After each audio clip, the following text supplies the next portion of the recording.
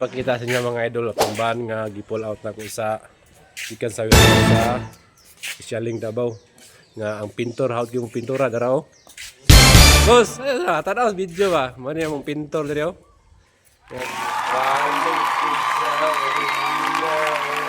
Sakinan.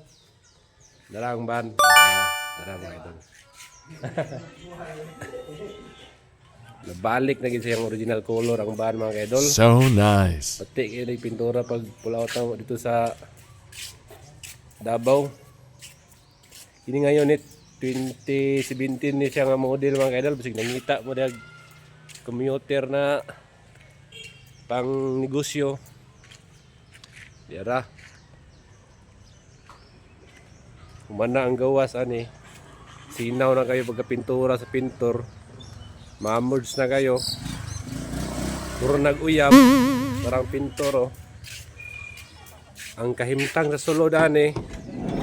Waskag pa kay. Ayaw lima. Pang pull out pa tanang bangko.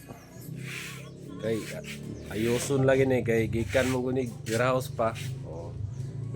Ang magkapalit ani. Wala gid siya komportable na kayo magamit kay balik ka sa original. Back to brand new siya mga kaidol. Dashboard ani mga kaidol, gwapo pa kayo. Wala pa yung mga bangko kay pang pull out.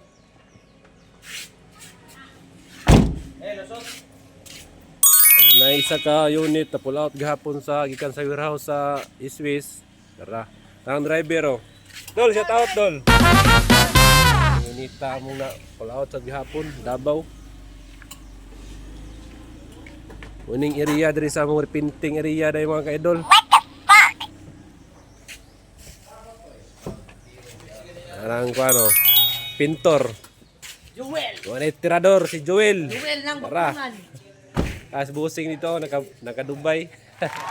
Shout out dai sa ano.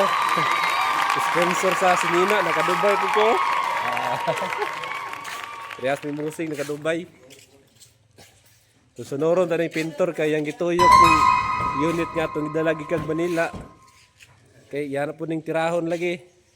Kay aron madala na sa display. Tara. Sticker ha.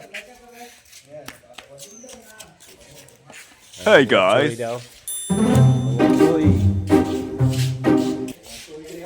Mau lang to mga kaidol no. Daghang salamat sa inyong pagtanaw. Bye.